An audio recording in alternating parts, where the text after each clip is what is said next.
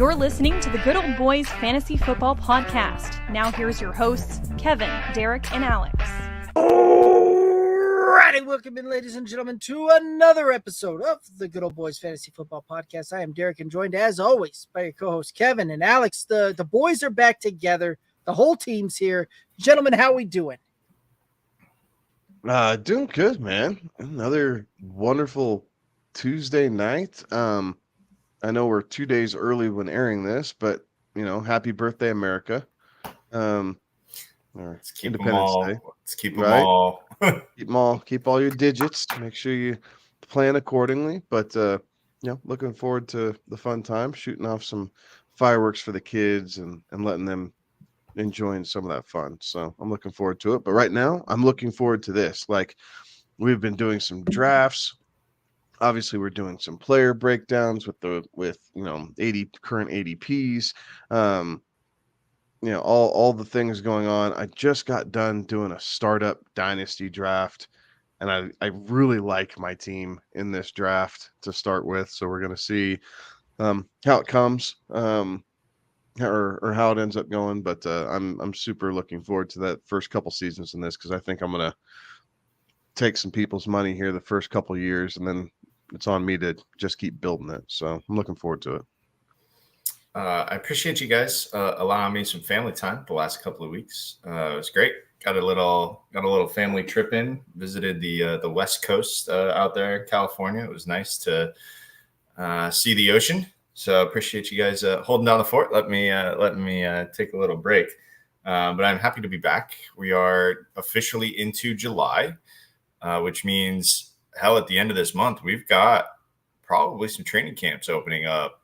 For sure, whoever's playing in that Hall of Fame game will open up training camp here at the end of probably in the next couple of weeks. I don't even know who's in the Hall of Fame game. No idea. This is why I shouldn't just randomly spout off on things. Let's look up.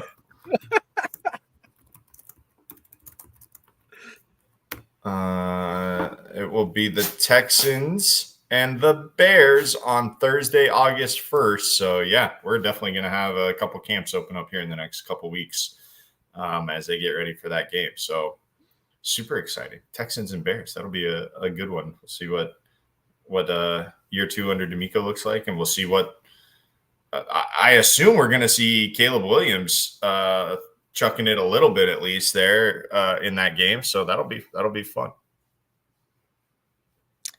Texans and Bears, oh my. That's that one's kind of a forgettable Hall of Fame game there, but aren't they all? Could you tell me anyone who's played in the Hall of Fame game the last seasons? If it's not your team, because you've got a guy going in, right? Because like you've got somebody. So like the reason why the Texans are in it is because Andre Johnson is going into the Hall, right? That's the biggest reason. So like it is forgettable because the only time that I really remember anything from the Hall of Fame game was that they had to move the game to before the induction ceremony because they used to hold it afterwards, but the field got so torn up by all the people sitting on it and walking on it that you remember that year that they couldn't actually finish the game because the field was so torn up. And all those people came to go see a football game and didn't get to see it. So now it's turf. I don't know why they care. It is turf now, but it still gets torn up with people walking on it and doing all their stuff. They put all those chairs down on it, so it's not great to play a football game on. But it is now. The game is before the induction ceremony. Fair enough. So, but no, it is exciting that we'll have some camps opening up, and we'll see some more updates coming through as far as potential roster alerts and how players are kind of progressing through camps there. So very excited that is on the horizon. Any news notes that we want to hit up here before we start just diving in? Because we got a bunch of players that we're breaking down tonight. Yeah, no major news from my side. Let's get into these player breakdowns and see how much ground we can get covered. I will say the only thing, and maybe you got a part of it, but there's a pretty sizable lawsuit that came out for Sunday Ticket subscribers, and if you're a Sunday Ticket subscriber, you might have some cash coming your way because the NFL's got a big black eye right now. We'll see how it continues to play out through the appeal process, but that was a pretty big one. A couple $1 billion that a jury awarded the class action there. So we'll see how that continues to play out. Dropping the bucket really for the NFL, rounding error at that point, but fair enough. I like the analogy. Dropping the bucket, rounding error. I like it.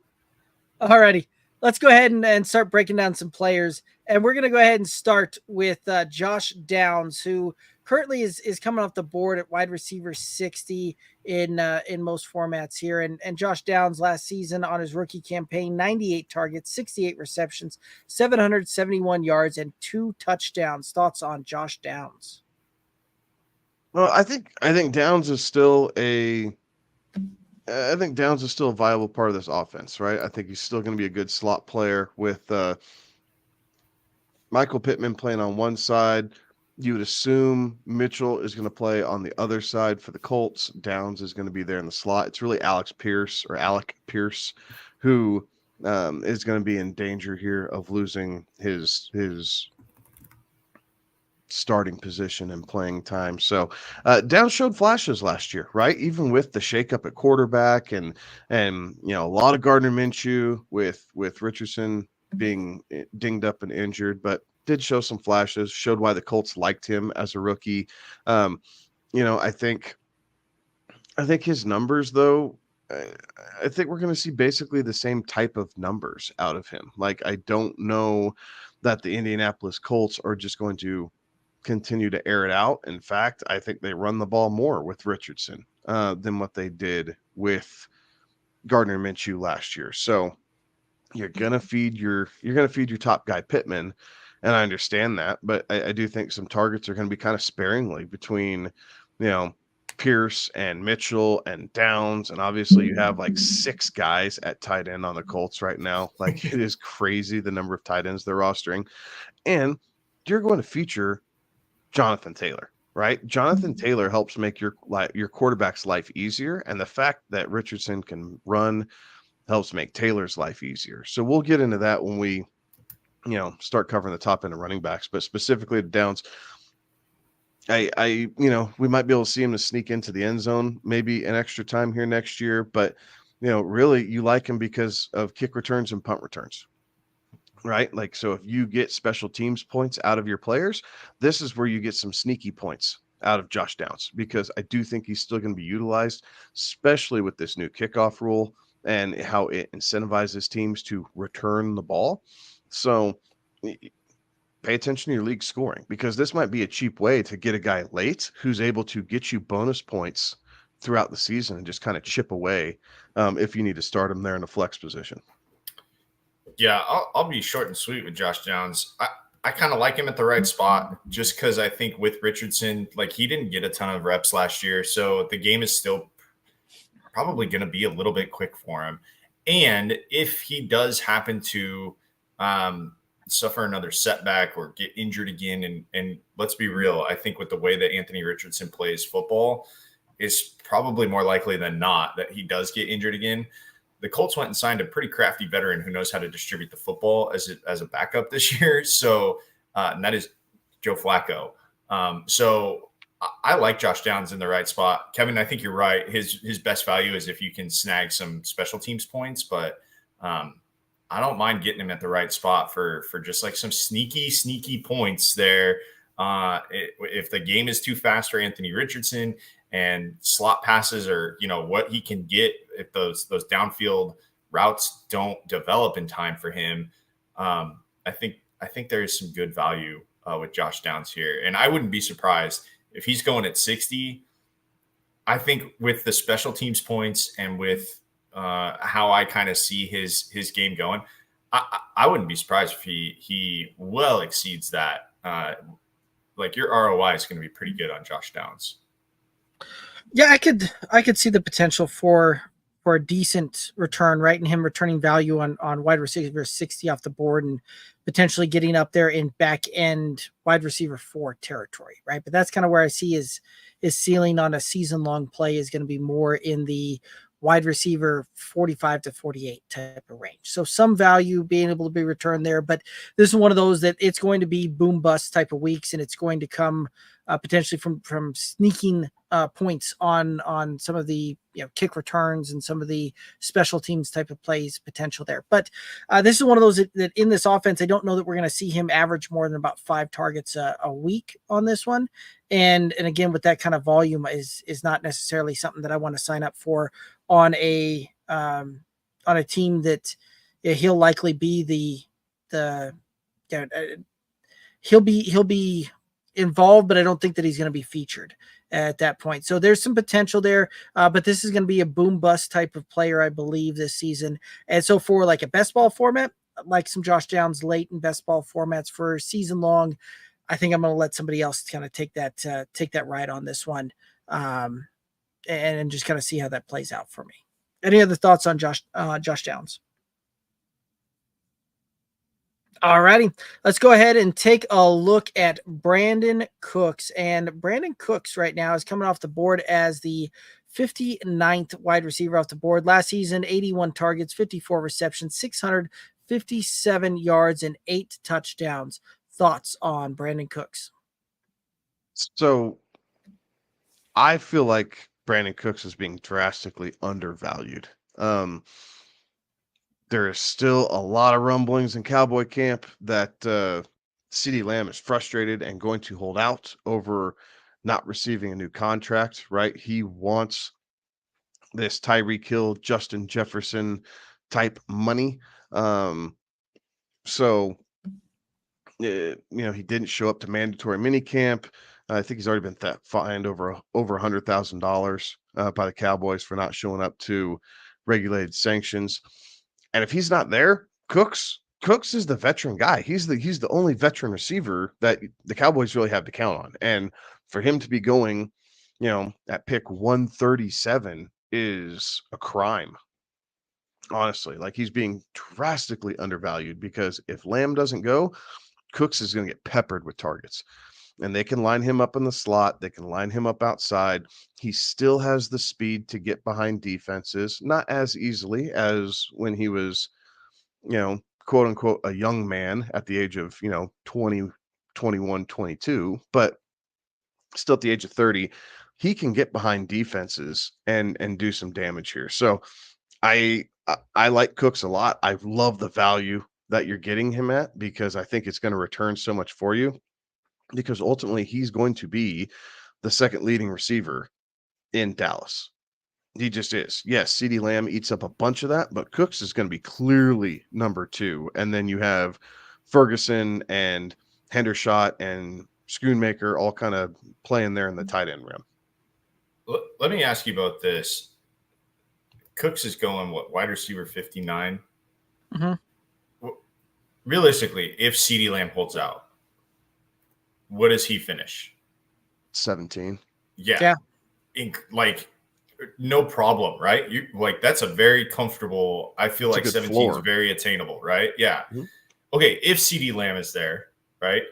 We still think that passing game is going to be something, right? Like that running game is going to be a little suspect, right? Zeke's back, but that running game is going to be a little suspect. So even if he is half of that without CeeDee Lamb, that's wide receiver 34 still. So you're talking about high end or back end wide receiver 3 territory, right? And he's going 59. Yeah, the value is there. The value is definitely there with Brandon Cooks. And you're right, Kevin, criminally undervalued. So this is a guy, if you're in a league and you're drafting right now, you can play the long con here, right? Because there's going to be a lot of players that go in front of him, but you do want to pay attention when it comes about that, when you're about to pick in 120, what is that, the 10th round? You can get a steal with Brandon Cooks. Right. Yeah. I think, there's a ton of value here when you're talking Brandon Cooks because, right, to your point, Alex, and I'm glad you kind of touched on this one where, where the potential floor is, where the potential ceiling is. Last year with the Dallas Cowboys, right? Like that offense kind of was just struggling a little bit through the first 6 weeks of that, and really until they got to their bye week. And kind of coming out of their bye week, we saw this kind of new engaged offense and really started seeing some high flying things going on and all of that. Brandon Cooks from week 6 to the end of the season was wide receiver 22 on that time span. And I think that's probably where we can see him perform. And that was even with CeeDee Lamb going ham out there week in, week out, and doing CeeDee Lamb type of thing. So there's room for even if CeeDee is playing the whole season and shows up and goes, that we could see Brandon Cooks be a back end wide receiver too, even with that. So there's tremendous value here, tremendous upside. And this is a guy that I think is an absolute steal in drafts, regardless of the format. Do you think this is a Mike McCarthy, like an indictment on Mike McCarthy? Is that like I don't know why, but like that kind of feels like what this is, or is it just an indictment on the Cowboys? Just the Cowboys are going to be the Cowboys, and you see that Dallas next to a player's name, and you think, he's not going to do anything. No, honestly, I think it's people not understanding Brandon. I think it's just people not understanding a player's value. Yeah, because there's a lot of guys in this range, and we have a whole slew of players to get to, so I'm not gonna like completely puke all over it. But there's a lot of guys on this list who are criminally undervalued right now. That there are players who have no business being ranked higher than some of these players who are, and we will continue to touch on that. This is a sweet spot.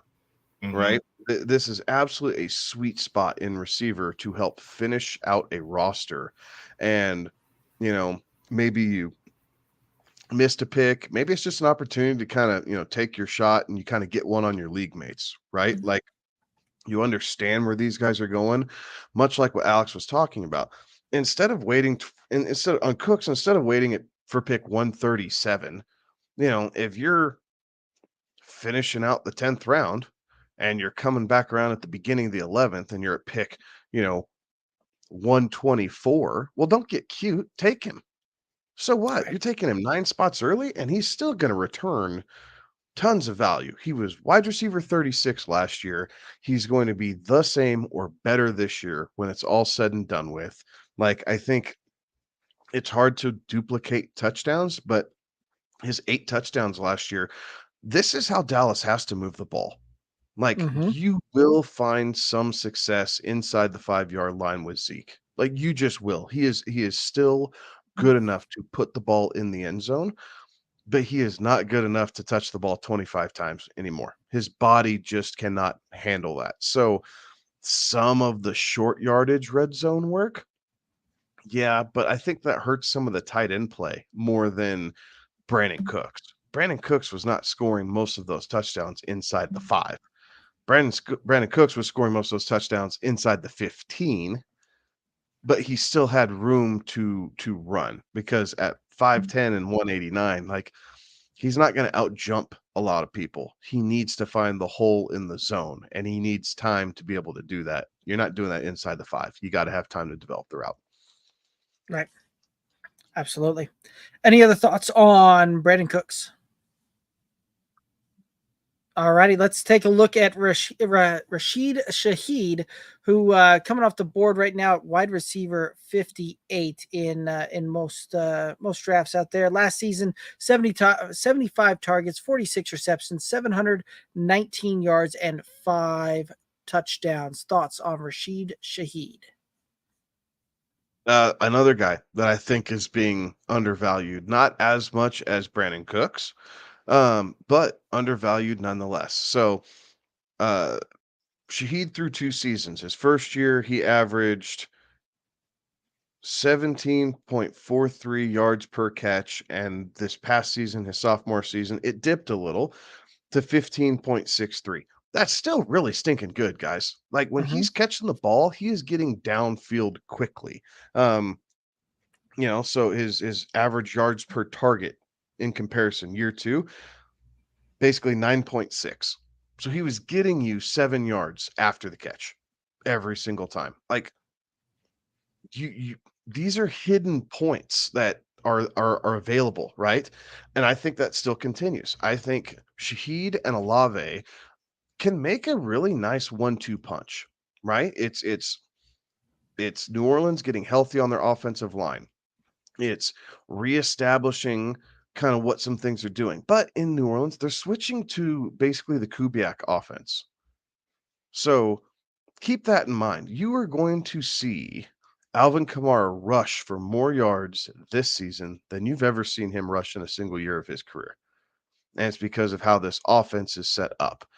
But what it does is it's going to pull everybody in on that zone blocking scheme. It's going to let Shaheed get behind the defenses, and it's going to make things easier for Olave. But Shaheed specifically, since this is the guy we're highlighting, he's going to be able to get behind some defenses and really make hay on some of these deep shots. And it would not surprise me to see him end up inside wide receiver 35. For a team that, isn't necessarily going to be known for throwing the ball down the field, you can still get that done with Shaheed and have Olave live inside the top 12. Like, there's absolutely a clear path for Olave inside the top 12, Shaheed inside the top 35, and Alvin Kamara to finish inside RB12. There's a clear path for that for New Orleans. I agree. I'm a little gun shy with Shaheed because they did bring in Cedric Wilson. So I'm not as gung-ho about what Shaheed's production will be. Different players, right? Different positions on the field. But that is still another capable mouth to feed down there for Derek Carr. So yes, again, I agree with you. I think we are in this spot, Kevin, where like this is where you make your hay, right? This is where you can pull one over on your league mates, this range that we're in. So like, I'm not going to bash any of these players that were in here in this 60 to 40 range, because I think a lot of them are at least 60 to 50. We're seeing a lot of dudes that are not going to finish wide receiver 60 if they're healthy and play a full season, right? Like that's just not going to happen. Now, if there's an injury or whatever, then that takes it all out. But if they're healthy and play a full season, we aren't seeing these guys finish wide receiver 50 through 60 as they're being drafted right now. But I'm a little sure if Shaheed's there and it's the 10th round again and he's still there, yeah, I'm going to take him. But I don't think I'm as confident as I was with Brandon Cooks being very undervalued. I'm not as much with Shaheed, if that makes any sense. So it does. What it does. Here's something else, much like with Josh Downs. Shaheed returns kickoffs. Again, so there's your hidden points. Yeah, they're hidden points. Again, you have to understand your league scoring. I cannot overstate that enough.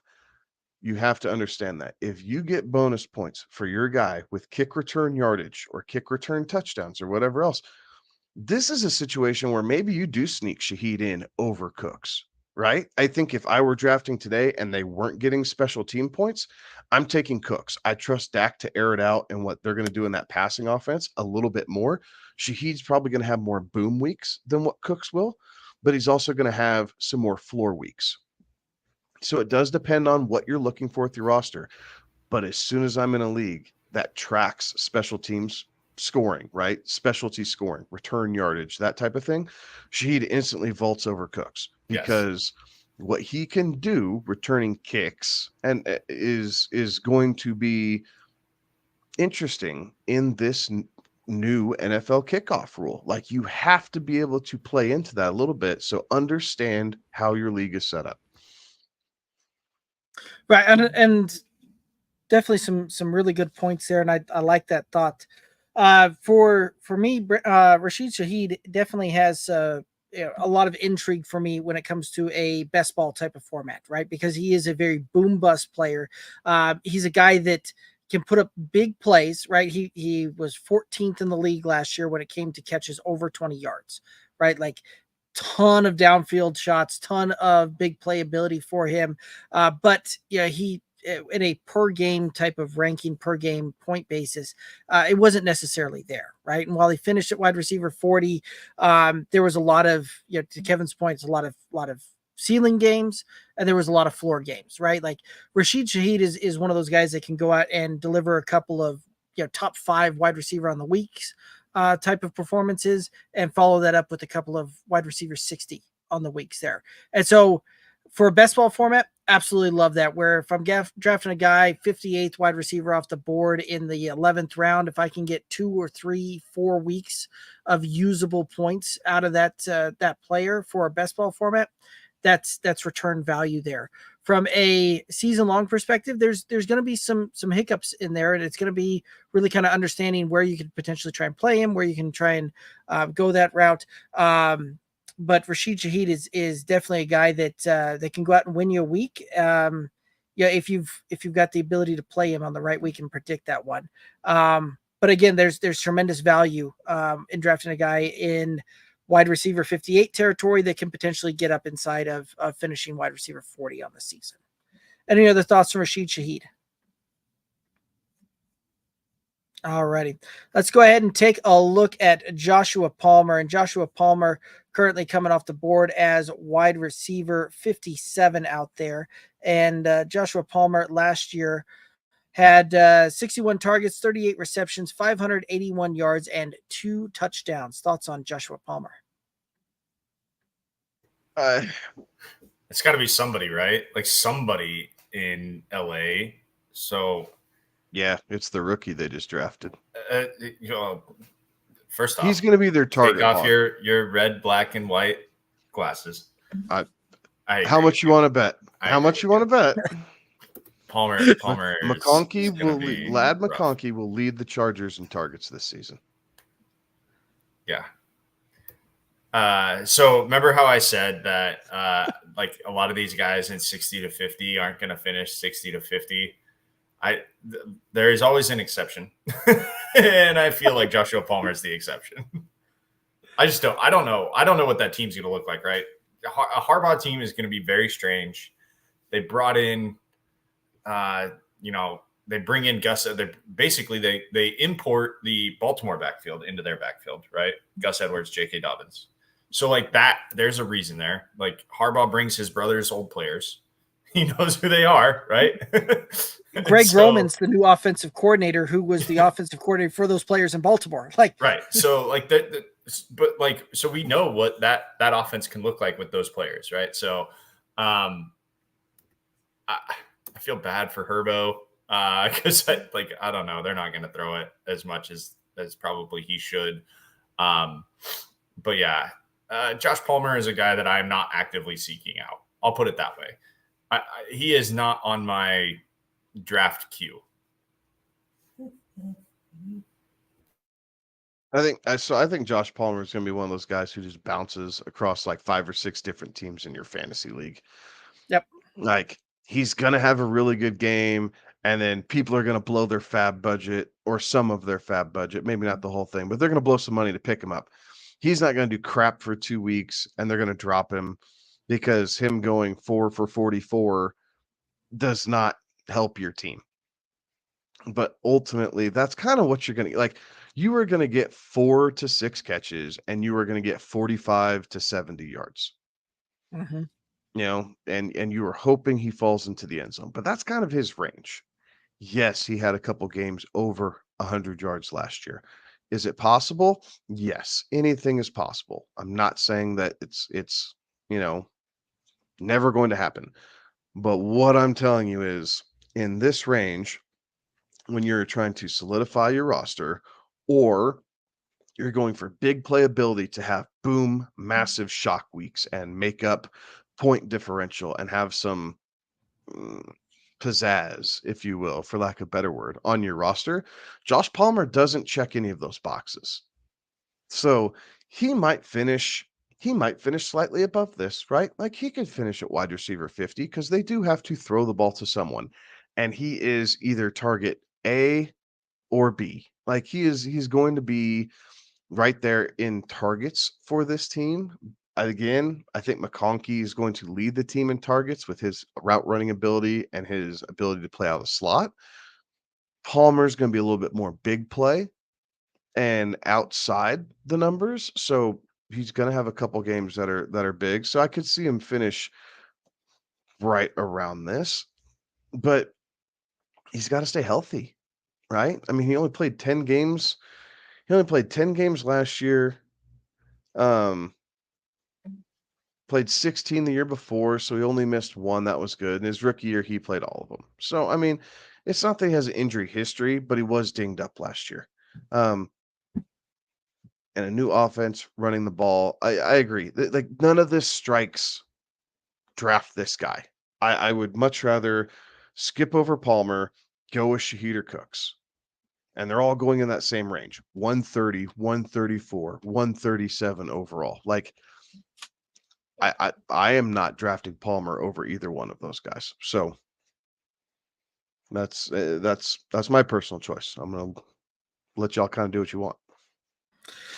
I can certainly understand that, and for me, Josh Palmer is a guy that I don't even know that I necessarily want to take the shot at best ball, right? Like I know that there'll be a couple of those that he'll blow up, and he has a couple of those top 10 finishes each season, right?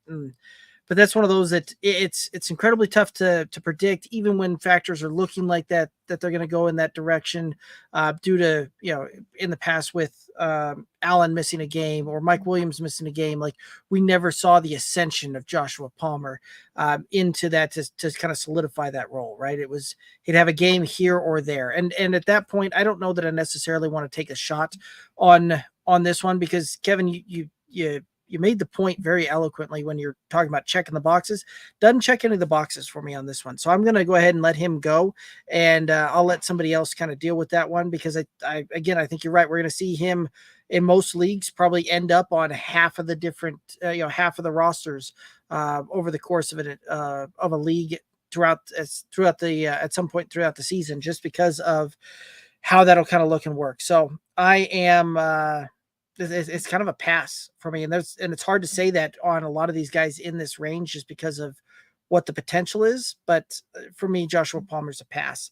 A couple of comments coming in here. Let's go ahead and hit these up here real quick before we jump into the next one. Uncle Ted on YouTube saying Brendan Rice all day, saying that people are sleeping on Brendan Rice so much. He did all he did at last year at USC was score touchdowns, and that lad will be a beast. So a couple of points there, right? Thanks for tuning in, Ted. And then we've also got Steve chiming back in. Hey, Steve, it's been a little while, but hey, how's it going, everyone? This is Steve reporting for the Grind Never Stops podcast and asking how it's going. So doing great. We're just running through a couple of the teams and a couple of players here, and appreciate everybody tuning in. Were there any additional thoughts on Joshua Palmer? All right, let's go ahead and hit up the Jeudy. And Jeudy coming off the board as wide receiver 56. And Jeudy last season had 87 targets, 54 receptions, 758 yards, and 2 touchdowns. Thoughts on Jeudy? So they traded for him, and they paid him to be Amari Cooper's replacement. I don't think he's going to be Amari Cooper's replacement. Now, maybe he finds renewed focus. Like we've seen this in the NFL before. Jeudy had all the raw talent in the world coming out of Alabama, and I remember we were like, oh my gosh, like we got a really good receiver, and not only did we get a really good receiver, like a Denver Bronco GM actually drafted an Alabama player, like because it doesn't happen in Denver. We are allergic to championship caliber players for whatever reason. So, and then sure enough, he was a dud. He couldn't stay healthy. He had a concentration issue. The quarterback issues all around, I think probably stunted some of his growth because there wasn't anyone he could truly lean on and learn like how the NFL quarterback sees the game. I think being paired up in Cleveland could do a good thing for him. Like I think Stefanski and Amari Cooper and even Deshaun Watson, right? Deshaun Watson is no slouch in feeding wide receivers the ball. So yes, it's not always pretty. Yes, he's not been the guy that we saw in Houston. However, like there still is a history there of him being able to work on and work with young receivers. So we're going to see how this shakes out for Jeudy. At the moment, I'm kind of staying away from it. Like, again, in a redraft league, maybe take a flyer on. Honestly, I'm more inclined to do it in a dynasty league than a redraft league. Only because he is still young, and Amari Cooper at 30 years old is not going to be in Cleveland forever. So if Cleveland's able to do what their plan is and have him become that number one alpha, we've seen Amari Cooper just live with a crap ton of targets, right? And so if Jeudy can keep his concentration, it may not be this year, maybe it's down the road, but I'd rather have Jeudy than Palmer. So I agree with him going before Palmer. I'm still not convinced that I wouldn't go Shaheed or Cooks over Jeudy at this point. Consider me a lover scorned. So like very Shark Tank right here, right? I'm out. I'm not in on Jeudy.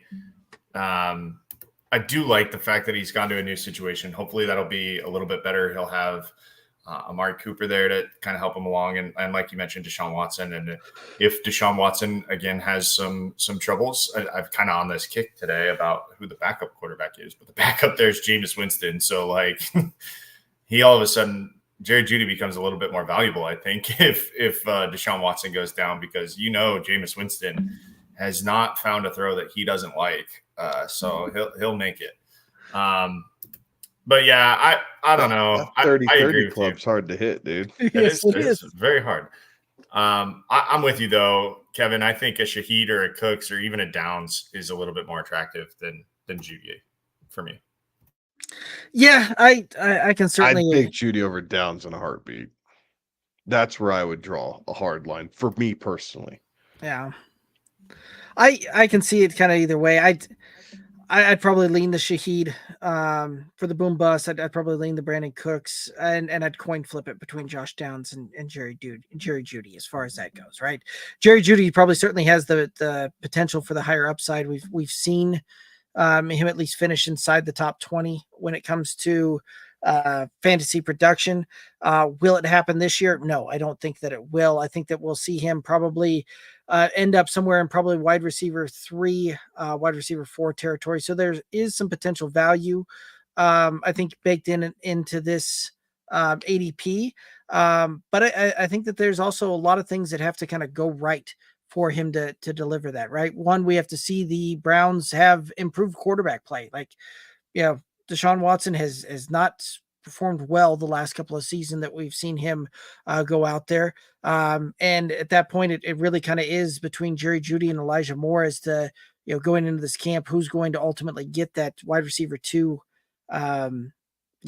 spot when this thing's all said and done. And so I think that there's a lot of things kind of at play here, and really kind of comes down to how they're going to utilize him. But this is one of those that I think when it's all said and done, I think we see Jerry Jeudy maybe get to about 60 receptions, maybe get around 800 yards and probably about 4 touchdowns. So I think that this is almost a little bit of rinse and repeat from what we've seen more last year as far as production than anything like that. And we probably see a wide receiver 45 finish.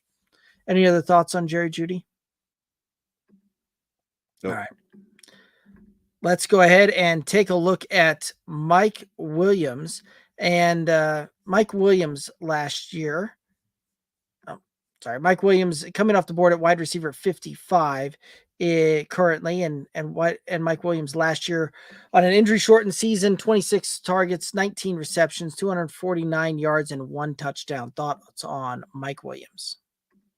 So I'm gonna run through some Mike Williams numbers here real quick and tell you why I am completely out on this. 7 years he has played in the NFL. He has 1 year inside the top 12. He has 1 year inside the top 24, barely. He has 2 years where he has really kind of set himself apart with 60 or more catches, just 2 seasons, and 0 seasons where he has played every game. So his sophomore campaign, where he had 1,000 yards and 10 touchdowns, and then back in 21, where he had 1,100 yards and 9 touchdowns. Like those are his seasons. Outside of that, he has been wide receiver 3 or worse. So at 55, is there a little bit of value there? Yes, inherently, if you look at where he consistently finishes, anywhere from 38 to 24 is kind of his consistent finish range if he's healthy. So yes, there's apparent value in there. I don't want to draft a guy who I never know if he's going to be healthy to play in the game I need him to or not. So it's new faces in new places. Maybe the Jets revitalize him. I'm not convinced Mike Williams is going to be Aaron Rodgers' go-to though. Like he drops a couple balls and maybe him and Rodgers don't get along. The good thing is he high points him very well, right? So Rodgers probably is going to give him more than ample opportunity to come down with some touchdowns. But this is Garrett Wilson's receiving core. Like, and yes, I get it. We've seen him and Aaron Rodgers play a grand total of 4 snaps together. So that's only 4 more snaps than what Mike Williams has. But I just don't see Mike Williams revitalizing his career to be inside the top 24 unless there's a massive Garrett Wilson issue. And if that's the case, no one's going to tell me they predicted that anyway. But I'm out on Mike Williams. There's just too much gray. It's a lot of boom bust, a lot of, oh shoot, nagging injury here, questionable, okay, game time decision. Do I start him? Do I not start him? It's too much of a headache for me. I'm not dealing with Mike Williams this year. So I'm going to be out on the player, although at wide receiver 55, I will tell you that he's still undervalued. Like I would tell you that he's going to finish 10 to 15 spots higher than that by the time this season's done and over with. So there is value if you want to play that game. I agree. Like I could not agree more with what you just said, Kevin. So I'm not going to belabor the point. Fair enough. I like it. It's a very well said and some great points there, Kevin. Kind of the only thing that I would kind of add on to that is the seasons in which we've seen Mike Williams have monster seasons. Back in 21, he had the wide receiver 9 finish on the season, and back in 2018, he was the wide receiver 20 finish. The thing that set him apart both of those seasons were 9 and 10 touchdowns. So if you can, if we can look in our crystal ball and predict that Mike Williams is going to get double digits touchdowns in this season, then yes, I think that it's worth going all in and tremendous value and everything else that you want to, try and say as far as a positive upside on this goes. But I don't see that happening. I think that we see him probably top out around 5 or 6 touchdowns, and at which point we probably see his ceiling play for this back end wide receiver 3, top end wide receiver 4 territory. And there's other options I'd rather go with, and guys going later than this, namely Brandon Cooks, that I would rather take the shot on here than going with Mike Williams. So there is some potential value, but I am also out on Mike Williams this season. Any other thoughts on Mike Williams? All righty. Let's go ahead and take a look at Romeo Doss. Romeo Doss coming off the board at wide receiver 54 currently. And last season, 96 targets, 59 receptions, 674 yards, and 8 touchdowns. Thoughts on Romeo Doss? So this is a guy, in my opinion, who's being criminally undervalued. So much like what we talked about with Cooks, possibly Shaheed, I think Dobbs fits that bill, right? Finished just inside wide receiver 3 territory last year. Yes, he had the 8 touchdowns, but you got to look how this team was learning and developing, right? And we expect this offense to take another step forward.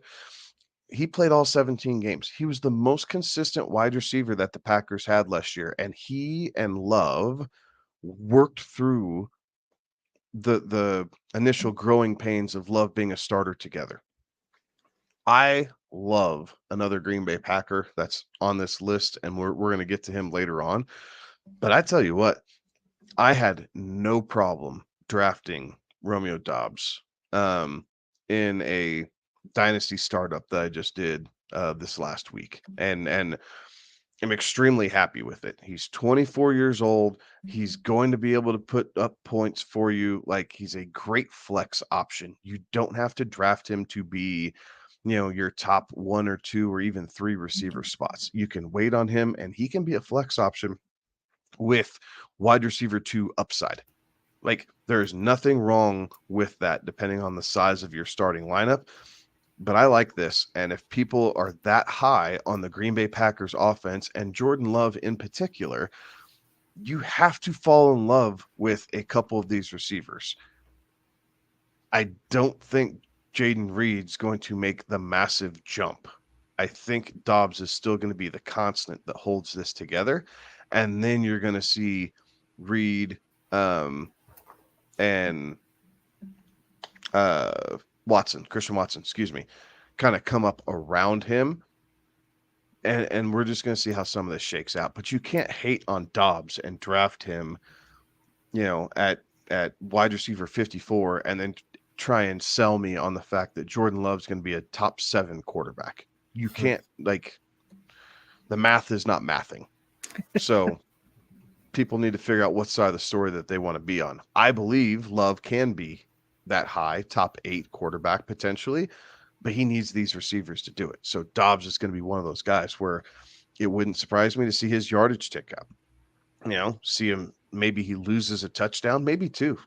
6 touchdowns, but 750 yards, 750 to 800 yards. That stuff balances itself out a little bit. And I still think he's in that wide receiver 3 territory. So big discount on Dobbs. Yeah, I think you have to think that Jordan Love gets more comfortable in this offense. I think the schedule's fairly favorable for this offense too. The only thing that concerns me a little bit is when we get into kind of the playoff time frame with Romeo Dobbs. We're going to have especially weeks 13 through 17, right? 13, you've got a late November game against Miami. That's a Thursday night game on a short week. And then you have another Thursday night game at Detroit. The good thing about that is it's inside. You also get that Thursday night game, by the way, is Thanksgiving. You get a Sunday, December 15th game at Seattle. And then your last home game that matters for fantasy is week 16 against New Orleans. And that's a Monday night game. So Green Bay, known for its temperate climate up there along the Great Lakes. That does scare me a little bit, but like the production that you're going to get weeks 1 through 13, I think are going to be far outweigh. You just need to be aware of that schedule for your playoff run. So but my only counterpoint to that is in Green Bay's 2 playoff games last year, Romeo Dobbs was far and away the best receiver on the field. I agree. I look, I'm with you. Like, I think he probably is the guy up there, right? Like he and Jordan Love had something going last year. They had something going, and that can't be overstated. Where if a quarterback and a wide receiver just know what they're thinking, it helps out so much. And it seemed like those two were on the same page. So I think that he probably finishes as your best receiver on that roster. Maybe he is lagging behind in one of the statistical categories, but I think overall, when it comes down to it, maybe he doesn't have the most touchdowns, or maybe he doesn't have the most yards, or maybe he doesn't have the most receptions. but I don't think he's going to be behind one other guy in all three of those categories on this roster. I'd agree. He may not lead in any of those categories, but he is not going, like, there's not one single guy who's going to beat him out in all three. I completely agree with that. Yeah. Right. And last year, right, if you were listening to this show, you were all in on the Romeo Doss and taking him as that incredibly late round pick and incredibly happy when you did that. And again, there's still value from where he's going because he's coming off the board in the 11th round in most cases. This is a guy that's being drafted as in the wide receiver 50 range. I think we see him again get up inside wide receiver 3 territory. So this is a guy that again you can take him as your 5th, potentially 6th wide receiver on your roster, and he'll be able to return value for you. And not only that, like it's not like a lot of other receivers in this range where it was harder to predict on some of these when these weeks would happen. A little bit easier, a little bit more consistent throughout it last season, and I think that continues again this season.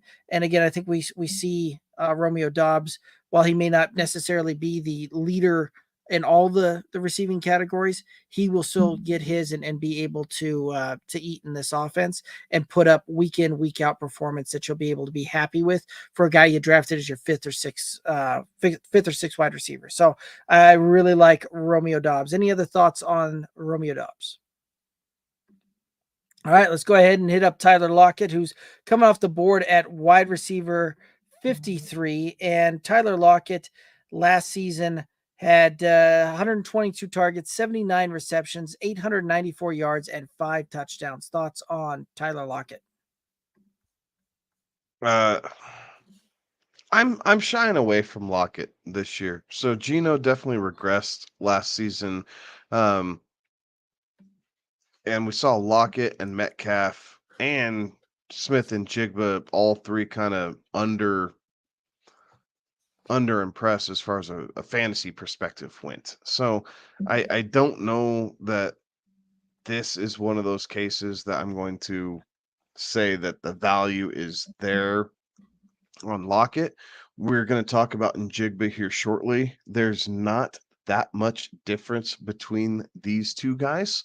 So you have DK, then Smith and Jigba, and then Lockett, right? It's very small between those two. I'm going to tell you, I think I would rather go the Smith and Jigba route if I wanted to get my hands on the, 2nd or 3rd type Seattle receiver, as opposed to, as opposed to waiting on Lockett. So again, not against the player. He's getting a little bit older, lost a step, maybe. Like, he still has an uncanny ability to kind of get behind defenses, and he does do a good job concentrating on the ball and coming down with crazy catches. So he does his job well. Strictly from a fantasy perspective, I think I'm shying away from Tyler Lockett in this range, and I think there's other players that I would particularly like to target as opposed to Tyler Lockett. Yeah, I would agree with that. And I famously defended Tyler Lockett on this podcast a few years back. But things change. People get older. You draft a new receiver that kind of comes in and sort of does the same thing you do. So I think that, we were just talking about Romeo Doss. I'd rather have Dobbs. And I don't feel like I'm getting cheated if I take him 6 picks earlier, which is where Tyler Lockett's going, right? So, yeah, I think if I'm sitting there and it's Tyler Lockett or Romeo Doss, I'm taking Dobbs. Fair enough, and I think I concur with that thought, right? Like, this is one of those that's Tyler Lockett was a pretty locked and loaded top 30 wide receiver for several years. And this last year was the first time that we saw him fail to get inside that range for the first time since 2017. And, there's some offensive changes happening there. New coaching regime taking place there as well. He's entering his age 32 season. Things are not necessarily trending up at this point for Tyler Lockett. And, I think I'm pretty well just out on Tyler Lockett, especially since there's some guys just below him coming off the board that I'd rather go with as well. So this might be kind of the happy trails to Tyler Lockett shout out there. But any other thoughts on Tyler Lockett? All righty, let's go ahead and hit up Jakobi Meyers. And Jakobi Meyers is an interesting prospect there. 106 targets last season, 71 receptions, 807 yards, and 8 touchdowns. Thoughts on Jakobi Meyers? Team was a mess last year, right? And yet somehow they were still better than Denver. He is a great Robin to Devontae Adams Batman, right? Will it be Aiden O'Connell? Will it be Gardner Minshew? I'm a little curious about the quarterback situation. The only thing that I really, do like about Jakobi Meyers is that he can play that role well. Does he get 106 targets again? Maybe not, just because, Vegas has a few more options, I guess, namely that big old tight end from Georgia that they just drafted that I would expect to get involved a little bit more in the pass game. But I like a Jakobi Meyers here. I especially like a Jakobi Meyers at 123. Give me him in the 10th round, inject that to my veins all day. Cosign. I mean, I love the value on Jakobi Meyers. I think he can absolutely be a top 24 receiver again this year. The Raiders defense is not that improved to where they're not going to have to throw the ball. And Minshew can feature receivers. Like, he does like to step back. He can sling the ball. Yes, he's going to have his fair share of turnovers, but I think Minshew is going to win that job. And I do think he's going to be able to, I think he's going to be able to bounce around and feed Adams and feed Meyers and get Bowers his as a rookie and sprinkle in, some Zeus White there at the running back position. Because again, Zeus White's not going to catch a whole lot of balls out of the backfield, but he's going to help keep defenses honest because he was just explosive enough running the football. And if he can keep that going, it does create a bit of a problem because Meyers is showing why the Patriots should have paid him. Like, they let him go. They thought that they could do better. And he really came out his first year in Vegas and showed out and said, no, you really can't, and you should have paid me. And good for him. So I hope it continues. I like Jakobi Meyers. I don't like the Raiders, but I do like Jakobi Meyers. So I'm with you, Alex. Smash yes right there in the 10th and be elated about that pick.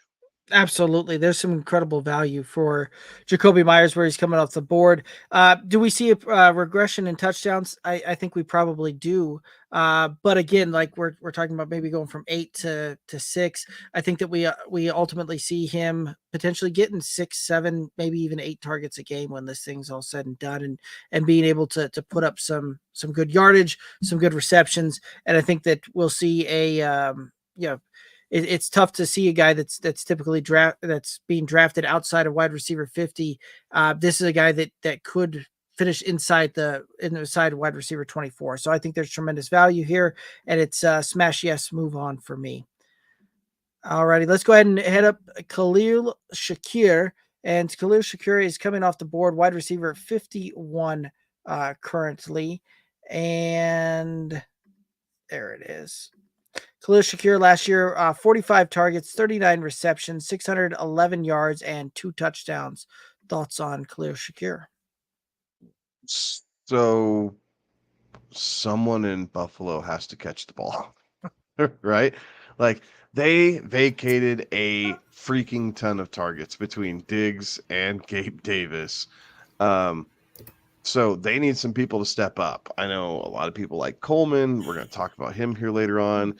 I like Shakir. Like, I like the discount between Coleman and Shakir. You basically get almost 2 full rounds of a discount from where these guys are going. A solid round and a half, almost 2 full rounds. So I like Shakir. He's another guy. I picked him up in my dynasty startup. Like, heck yeah, I'll take a young wide receiver coming into year 3, getting a brand new opportunity. We know Allen likes to push the ball deep a little bit. Shakir, not the tallest of receivers, but he does have some ability to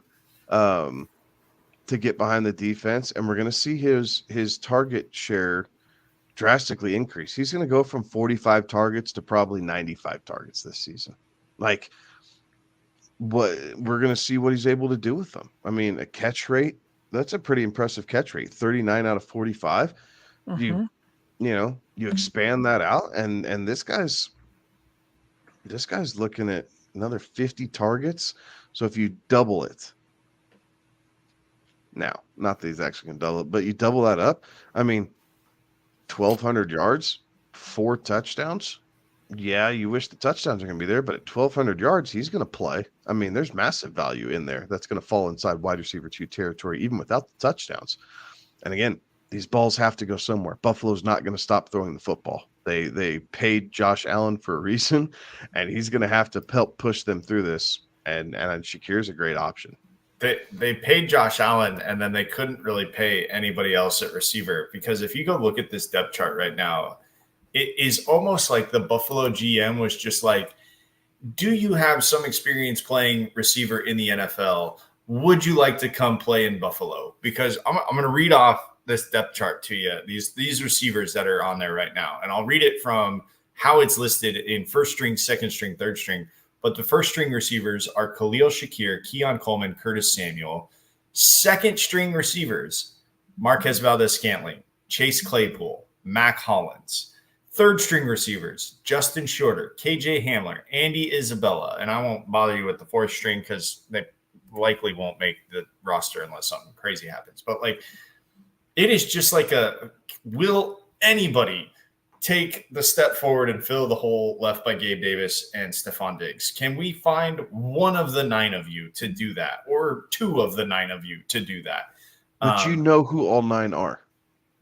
Exactly. That's the crazy thing is I've heard of all of these dudes. And so which one is it going to be is why I would be more comfortable drafting Kahlil Shakir after having seen maybe some reports come out of Buffalo's camp, because that would be nice. Now, I do think that he is going to be kind of your 1A target, right? But there are some dudes that have proven that they can be dudes at times, right, on that roster. So it's a little unnerving, because I don't know who's going to be the guy, or if there's going to be a guy. But I guess as we sit here and talk about this on July 2nd, of the Buffalo receivers, I think I would have Kahlil Shakir the most. I think that's the one that I would want the most. But I'm certainly paying attention to what's going to come out of Buffalo camp before I'm taking any Buffalo receiver this year. I do know that they have a quarterback that can distribute the football. I just don't know which one of them is going to be the beneficiary of it. All of them. Yes, I think in some sort, you're going to have 9 dudes, but 9 guys. First off, that math doesn't work, right? There's only going to be 7 that make the team, right? You're not carrying probably 9 6. Receivers. 6, no, they'll probably 7. carry 6. So there's going to be some guys who get cut, and I wouldn't be surprised if it's some of the names that we know. Obviously, we know 9 of them. But will Josh Allen take the shotgun approach, right? Or is he going to try to narrow his focus a little bit? I think the way Joe Brady's offense is going to function is it's going to completely allow Allen to take that shotgun approach. I think what he was going through before is they were hyper-focused in on Diggs. And yeah, you'd have your shot to Gabe Davis, and we'd try and sprinkle in everybody else a little bit to keep defenses honest. If you're Buffalo, this is a total mimic Kansas City move. You are going to get rid of your alpha receiver. You are going to bring in some Jags and see who is able to kind of set themselves apart season by season. And you are going to lean on your defense to, make the right stops at the right time, while our all-pro quarterback does just enough to keep us in games, and then we ask him to win it late.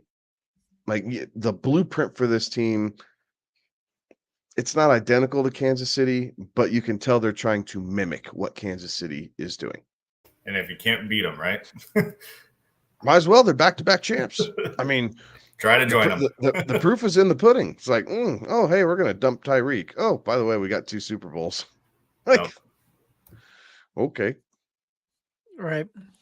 Yeah. At this point, I'm kind of more on the almost want to wait and see approach here a little bit. I think there's some intrigue and some upside with Kahlil Shakir, and I think there's some potential that he could outperform where he's currently kind of coming off the board at. But there's also the flip side of that as well, that we just don't see this experiment work out favorably for anybody. And while in Kansas City there was the for the Patrick Mahomes side of things, there was the addition by subtraction type of thing from his fantasy perspective, meaning Patrick Mahomes, but the wide receiver core didn't really step up, and we didn't really see that flourish for any of those guys there outside of Travis Kelce. So it wouldn't surprise me that we see something similar here as well, where it is a sprinkle in of player A, player B, player C, and see where that kind of comes to play.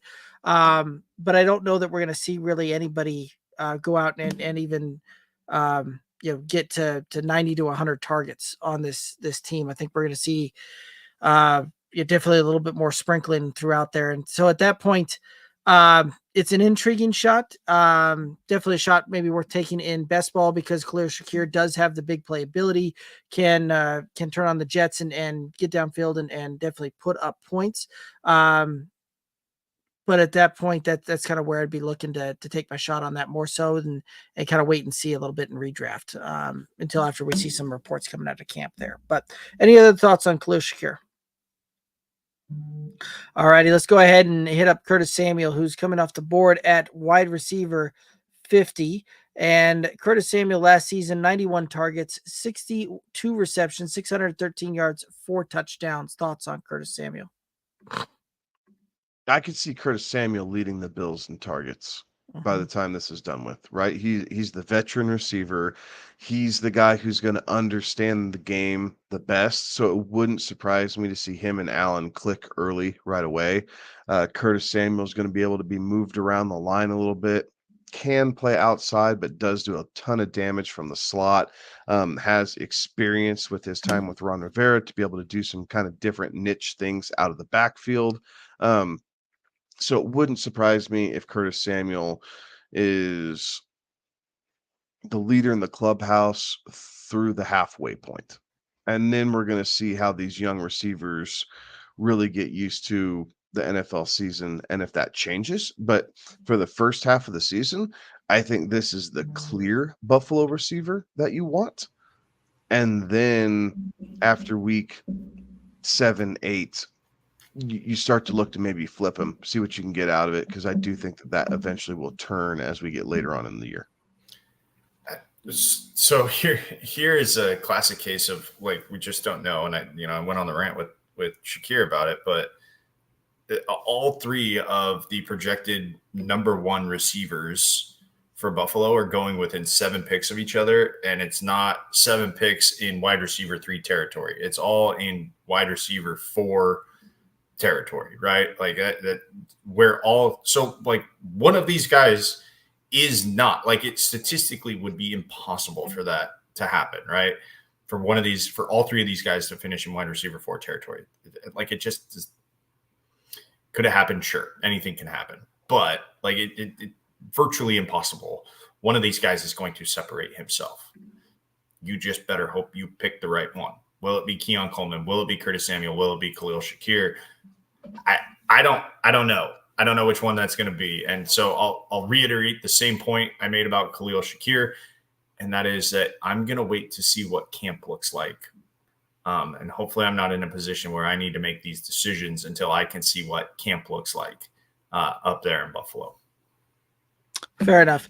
I do like Kevin's point there where through the beginning part of the season that this is the receiver you want. I do agree with that thought tremendously. This is a player that we see reunited with Joe Brady, who Curtis Samuel had his best season under the Joe Brady offense when he was in Carolina, right? Like finished as a wide receiver 25 that season. And I could see them utilizing him similarly to what they did there. And so I think this is going to be one of those that we see him kind of come out the gate and we see some good things early on. And at that point, I would be looking to try and potentially flip him on this one. But season long, this is one of those that I think you're going to, if you're having to start him week in, week out, you may be a little bit frustrated on that one.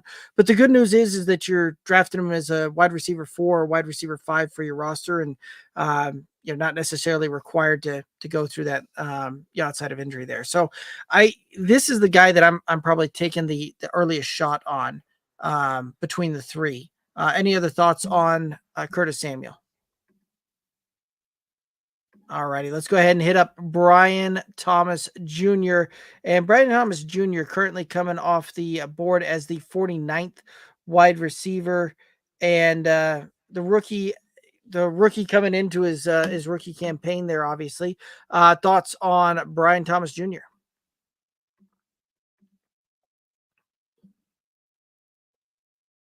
Sorry, I had to make sure I was off mute. So Brian Thomas Jr. He's got really good size, right? Playing 6'3". He's going to play outside here for the Jaguars. I think he's going to end up doing a pretty good job for the Jags here as a rookie, right? Christian Kirk is going to be the clear number one option in the passing game. But I think for what the Jags were able to get out of Riley last year, that Ridley, Calvin Ridley. I think they're going to be able to get very similar numbers out of Brian Thomas, especially if he can understand, beating man concepts, right? Christian Kirk was great in zone concepts. Calvin Ridley struggled in them. And then Christian Kirk struggled in man. That's where Ridley was a bit better. So if Brian Thomas, you just got to beat one-on-one coverage, dude. Like, you're not good. They're not going to roll a safety over the top. They're going to respect ETN. They're going to be looking for Kirk there in the slot. So I think Brian Thomas has a clear path to where this could be one of those situations where he's coming off the board at wide receiver 49. I think you could absolutely see him finish inside the top 35. Like, I think there's some built-in value with this pick and how the Jaguars are going to use him outside. That, this is one of those rookies where I think it makes sense because he's not buried on the depth chart. He doesn't have a ton of veteran presence in front of him. He's going to see a massive snap share. He's going to play outside the numbers. And, it's not that it's do or die for Trevor Lawrence and the Jags. He just signed a new deal. So obviously he's going to be the quarterback there here for a little bit. But if you're Trevor Lawrence, you got to feel like you still have to earn some of that deal, right? Like, he has not been a stellar world-changing quarterback like a lot of people touted him as, or having the potential to be when he came out into the draft. So some work to be done there, but overall I like Brian Thomas. I don't know, in a redraft league, I'm not afraid of it at 108 overall. I think I might like the guy that we're going to talk about just in front of him a touch more, only because I like that offense more. We'll get into that, but if he's gone and if Brian Thomas is the best receiver on the board, I think the only player that we've recently covered that I would take over Brian Thomas is I'd jump all the way down and grab Jakobi Meyers. Mm-hmm. Like, I do think I would do that, and I'd feel pretty comfortable with that. But outside of that, I feel like there's plenty of room to wait, and then you kind of get down into that next tier. But to grab Jakobi Meyers, you're basically taking Meyers a round early, and there's still plenty of value that's built in with that. So I'm okay. Everything else, you get multiple rounds basically, and I feel like you can live with that. Less unknowns, right? With Meyers, a little safer. Yeah, like, I like Dobbs, but would it surprise anybody if Brian Thomas and Romeo Dobbs had similar numbers this season? Nope. Thomas No. is a rookie, Dobbs going into year 3 in ascending offense. Like, those numbers don't scare me. So maybe that's why I would pass on Thomas, is if I feel like I can get that out of Dobbs, and then I get Meyers and Dobbs and both guys that have built-in value there, and you're taking each one round early. Like, Like that, those decisions I'm running through my mind on how I would handle that. But from where Thomas is, I'm not afraid of that overall 108. And I'm definitely not afraid at the wide receiver 49. Like I think he's going to be better than that. It's just a matter of what else is on the board when he's available.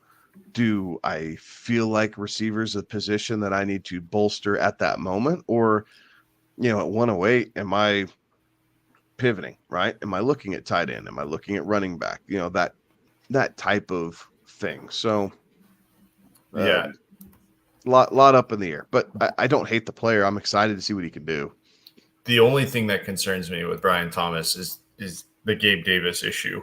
Like Gabe Davis is down there now in Jacksonville, so that's I think at least for the first 6 weeks, right? Let me look at their schedule right quick here. So either one of those guys is going to be third in targets. Man, it doesn't matter until week 12 because you have Evan Ingram. Mm-hmm. Don't forget about the absolute target monster Evan Ingram has been for the Jags and Christian Kirk. So you are looking at the third receiving option, whether it's Davis or Brian Thomas. So both those guys are going to play outside. Yeah. Kirk is better out of the slot, and then you're just going to rotate. So those guys will split time when they're going 2 wide receivers, but anything in a 3 wide receiver set, you're going to have all 3 on the field at once anyway. Mm-hmm. Yeah. Good point. Most of the time, right? Obviously rotations and whatever, but most of the time you're going to have those 3 on at the same time anyway. Right. And at that, beat your man. Yeah. I think you're probably right there. There's something, Calvin Ridley vacating about 140 targets there. There's going to be some targets to go around, but and I think you're right. I think you're going to see Brian Thomas line up as the X and the boundary receiver. Gabe Davis potentially lining up more in the gunner, and you're going to see Christian Kirk out of the slot there. So there's something to be said there. There's some potential value here. This is one of those that it's not going to surprise me if somebody potentially overdrafts Brian Thomas here a little bit, and you're able to pick him up off the waiver wire here about week 4, week 5, week 6, kind of how things shake out there. And at that point, I may take him as kind of a late round or a potential stash there towards the back half of the season as the kind of things start to click there. But not a guy that I'm looking to necessarily go out and really draft with that kind of 108 pick. There's some other guys kind of right around there that I think I'd rather take the shot on. Any other thoughts on Brian Thomas? All right, let's go ahead and hit up Jameson Williams. And Jameson Williams coming off the board as a wide receiver 48 currently. Jameson Williams last season had a 42 targets, 24 receptions, 354 yards, and 2 touchdowns. Thoughts on Jameson Williams? So JMO's one of these guys that I am anticipating having a big jump this year. He's finally healthy. He gets to play the whole season. Yeah, he gets to play the whole season. I think I would like to think he learned his lesson, right? And one would hope. Go there. Damn, you hope. But Dan Campbell seemed to be pretty happy with him, right? Like you haven't heard Dan Campbell this offseason come out and name drop a whole lot of players. It's been very much about the team. We're doing the right things. We're going out every day and getting better. We're keeping after it keeping on the grinding stone. We're going to do this. He's name dropped Jameson Williams a couple different times in his interviews. A couple of those times for little to no reason. So I like JMO a lot. I like this offense and how it's set up. You have a 2-headed monster at running back between Gibbs and Montgomery. Yes, you just paid St. Brown a boatload of money, but St. Brown does a lot of his damage out of the slot too. Like they do a good job getting him into that slot so that way he's not facing press coverage. And Jameson Williams, I think we're going to be able to see him, I think we're going to see his route tree continue to develop. And as long as that does, I think Jared Goff's going to look his way to keep driving the ball down the field a little bit to try and take a little bit of pressure off of St. Brown. Like St. Brown's been peppered with targets. But at times, right, defenses are just so convinced that if they stop him, everything else will fall into place. This is where Jameson Williams is able to step up and say, no, if you guys are going to throw, a corner, a spying safety, and a deep center field linebacker to try and clog up the middle on St. Brown, we're going to run a deep post behind that safety and we're going to make you pay. And this is what he's going to have to do. And if he is, the sky becomes the limit, because now defenses against the lines are going to scramble a little bit. It's going to open up some play action possibilities as they continue to play off of that. So I like Williams a lot. And he's a guy that I'm absolutely taking a flyer on there at that 104 position. He's my high upside pick in that range. So I like it a lot. I think the other thing that is attractive about it is that there isn't the offense is good in and of itself, right? With the balance that they have. You look at what the rest of that roster construct is, and there isn't like a third receiver that's going to try and cannibalize some of those targets that would go Jameson Williams' way, right? Which his targets are at a premium. Outside of the tight end, sir. There is that. Sam Laporta is going to take a lot. Like, there's a lot of targets going between Laporta and St. Brown. It's hard to kick him out of that. But in his Jameson Williams's targets are at a premium, right? Like, you look at last year, and you could really extrapolate it out because he basically played 2/3 of the season, and so. Sorry, I jumped off of his stat page here, but you can extrapolate that out where, he can have 36 catches and throw in another touchdown because he got 2 in 2/3. So you can add another 150 yards to that, which gets him at 500. So when you're looking at that, there's 500 yards, 3 or 4 touchdowns on 36 catches, 40 catches, let's call it. Is that going to get you past, where he is if you stat out a whole season? Now, I think that a whole season means that it's not going to take, much time to get into the swing of things, after missing 6 games. But I think he's valued correctly at 104. Like, I don't know that you get a huge, like. Is his ceiling higher than wide receiver 4? I don't know. Like, as a overall, can he get into the 36 to 48 range? I mean, he's going at 48, so I feel like there are guys after that. I'd tell you his ceiling is somewhere between 30 and 22. Is his ceiling? Yeah. Now, there's a lot that has to happen to get there, right? Mm-hmm. So you're not wrong in your assessment. That's how I view his ceiling. I think realistically, I'm willing to take he's that there, 36, 48. Yeah, no, I don't say, but I think he's valued correctly at 104. If he's there at 104, no, yeah, he's by all means, yeah, he's a sleeper play, right? Yeah, and yep. I would agree with that. 104 for what he's done, probably about right. But you got to pick a guy. Right, yeah. You got to pick a guy. So he's just one of those. He's one of those my guys this year. We took 2 ways to get there, but we ended up at the same spot.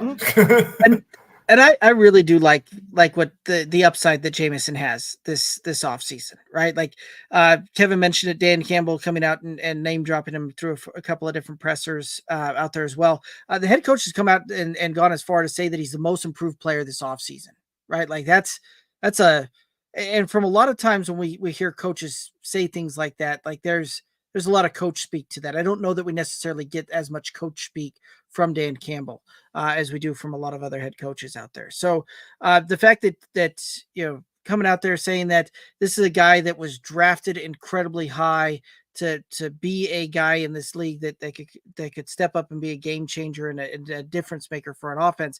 I think we potentially start to see that a little bit this season. So I do think that the ceiling is up there in wide receiver 2 territory. I think realistically where we see him finish is probably in the wide receiver 3, potentially wide receiver 4 territory there as well. But not going to surprise me if we see Jameson Williams flirting with 700 to 800 yards and 70 receptions. Like, I think that's where we can ultimately see him kind of come to fruition, and the touchdowns will be the difference maker on where we see him land as far as what wide receiver tier he ultimately finishes when this season is all said and done. Any other thoughts on Jameson Williams?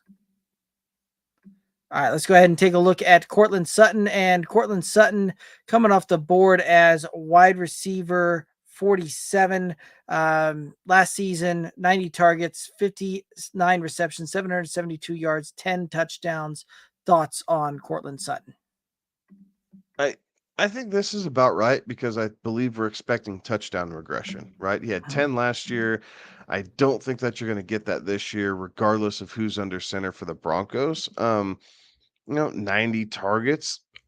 I think that's about right. Like 90 to 100 targets, you're probably going to see 60 to 65, maybe 70 grabs. Ideally, with what he plays in a Sean Payton offense, we should see him with more targets, but he's not as dynamic as Michael Thomas was, right? So the years where Michael Thomas was seeing 200 targets, or dang near, I know I'm exaggerating, but you see Michael Thomas with a ton of targets and pushing the record for receptions in a season. Courtland Sutton doesn't have that skill set, right? But what he does have is a knack to come down with the ball in the end zone, and he showed that off a lot last year. So, again, another guy who I think is adequately valued, player number 100 for fantasy purposes. I think that's probably about adequate. Wouldn't surprise me to see him drop to 7 touchdowns, maybe even down to 6. But I think that's built in, right? Like, that's why he's going at wide receiver 47 and not inside of wide receiver 3 territory where he was last year. He is the highest rated Denver Broncos receiver at 47. There's no, when we go through the rest of this list, there's no more Denver receivers to talk about. This is the last or first, however you look at Denver receivers. And that's tough, because you would have to think that a guy who is presumably the guy isn't going to be wide receiver 4, isn't going to finish wide receiver 4 among the league. It is possible. And I think Denver proved that pretty well last year. And Lord knows we have no idea what's going on at the quarterback position as we come barreling towards camp here. Don't we know, though? We do. I know we do, but I'm in denial, so I'm I'm trying not to think about it. Anyways, I'm slowly coming around to this Bo Nix thing. As much as I hated the draft pick, the more you've been listening to a lot of talk radio, haven't you? I have not been listening to an ounce of local talk radio. Good for you. I've been listening. Everything I have been doing has been on a national level. Good. I've been staying away from the local puff pieces because I didn't want that skewed perception of like, I wanted to find out more about what he was doing at Oregon. I wanted to find out more about how his skill set fit in with Sean Payton in general, not the Denver media spin with it. And again, I'm not saying he's the answer. I'm saying I'm slowly starting to come around to the idea of I understand why they drafted him, where they did, and go from there, right? There is no guarantee that by passing on him and being terrible this season that they still don't draft something next year at like 7 or 8, right? Like, there's still there's no guarantee you get in the top 3 unless you intentionally try and do that to get the top 1 or 2 quarterbacks that are coming out next year. That Denver fans would freak out. Like, we just don't tolerate that. So exactly. So I'm again slowly coming around, but I digress. Sorry. Yes, and I do say all that to agree with your point that 100 feels right. Like it feels right for Cortland Sutton. And I do think we get a return better than that. I don't know how much better, but I think it's better than that. You could easily see him. Maybe something clicks. Maybe something happens, and you see him finish in high-end wide receiver 3 territory. Now, I think we said this about a previous guy, but I think a lot of things have to go right for that to happen. But it's not out of the realm of possibility. I just think there are safer plays to make. So if you are needing a safe play here, which I think at this point in the draft, at pick 100, there are safe plays and there are flyer plays, and it just depends on where you are with your roster that you can make the safe play or you can take the flyer play. I think that Sutton is still a little bit more of a flyer play at pick 100 than the safe play at pick 100, if that makes sense. I think it does make sense, right? Because Cortland Sutton's output is highly dependent on touchdowns, right? And the touchdowns are probably the hardest statistical thing to predict, right? So you look at last year, right? Between the difference between Jerry Jeudy and Cortland Sutton from a statistical output side of things was the major outlier was the touchdowns, right? Cortland Sutton having 10 touchdowns, Jerry Jeudy having 2 touchdowns, and there was a 22 spot difference in fantasy finishes off of those 8 touchdowns there, right? Like there's a massive difference that makes. I think that what we see is probably similar to what we've gotten over the last few seasons, right? Somewhere around 60 receptions, somewhere around 800 yards. And I think we probably see in that 6, maybe 7 touchdown range. So again, right, like this is one of those that we're probably seeing somebody that has some baked in value here coming off the board there at wide receiver 40, 47 and potentially seeing a top 35 wide receiver finish there. Now, all of that to be said, that there's still some things out there that Cortland Sutton hasn't really returned to camp, hasn't really reported there. It sounds like there's some contract things that are requiring to be worked through, and an off-season ankle surgery on top of that. So there's kind of a lot of things that all are kind of coming to a head there, and we'll have to see how that kind of comes to a pass here. But there's some potential value there, but there's other guys I'd probably look at instead of Cortland Sutton at this pick. Any other thoughts on Cortland Sutton? All right, let's go ahead and take a look at Jackson Smith-Njigba, and JSN coming off the board at wide receiver 46 currently. And last season, JSN had 93 targets, 63 receptions, 628 yards, and 4 touchdowns. Thoughts on Jackson Smith-Njigba?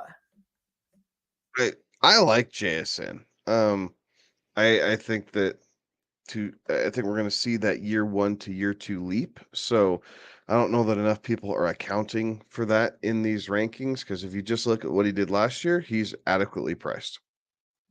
Okay, this is where I'll take him. Like, I'm happy to take him here because I think we absolutely see him as another guy who has the potential to get inside the top 24 of wide receivers here this year, right?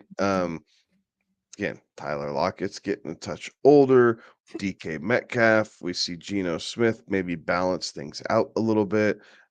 New coaching staff, so things are going to change in Seattle. It's not just run the ball, student body left, student body right, play action on 3rd down. Okay, we hope DK can break one loose and go to the house. So we're going to see some different things here. They drafted this guy extremely high for a reason. JSN has an amazing skill set, has super soft hands, has an ability to route run like crazy. So he's able to be placed on different spots on the field. So I think there's a lot of upside with JSN. And so to be able to get him right here at 46, I feel like this is a nice deal here. Like, I can take him at wide receiver 46 and feel like I'm getting some return on my value and being able to put him in my starting lineup pretty consistently here this year and just seeing how it shakes out. he had a solid rookie campaign, probably more than solid rookie campaign. And so you have no reason to believe that goes down. Another year with the same quarterback. I know the team is slightly different this year, but in terms of coaching staff, but I think that this is reasonable to think that we see improvements, and improvements on what he did last year should put him comfortably into, low end wide receiver 2, high end wide receiver 3 territory. And so where he's going, couldn't agree more with you, Kevin. Give him to me there at 95. Like that's great. Yeah, I think there's tremendous value here and tremendous upside for JSN. I think that we could see the little bit of a breakout happen here this season. And a lot of that has to do with the new kind of offensive scheme that's going on here in Seattle, right? Like before, with Pete Carroll at the helm, there was very much a run first, control the clock, and trying to open up the passing game off of establishing the run. Ryan Grubb coming in as the offensive coordinator and has spent the majority of his time in the college ranks, and college is where we see a lot more of the spread formations. Typically what we see out of Ryan Grubb's offense is a lot of 11 personnel. So I do think that we see a whole lot of sets where JSN, Tyler Lockett, and DK are all on the field at the same time. And we see a little bit more of a pass happy, spread the ball out, chuck it downfield type of offensive game plan here. And I think that only benefits the young receiver here in JSN, who, if they can line him up out of the slot and then kind of split him out and have him and Tyler Lockett kind of rotate between those roles there, I think that only benefits both of them. And wouldn't surprise me to see JSN get somewhere in the neighborhood of around 80 targets, get close to about that 900 yards and potentially even see about 7 touchdowns. So I think that we are seeing a potential upshot here and a guy that's, I wouldn't surprise me to see inside of wide receiver 2 territory when it's all said and done. So I really like JSN this year, and I think there's tremendous upside for him. Any other thoughts on JSN?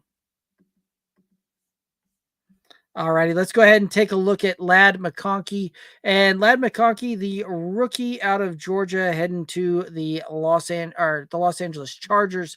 Thoughts on Ladd McConkey? Alex, do you want to go first so that way I can clean off my red? Nope. And I would love glasses. I would love you to put those on. Adorn them well, my friend.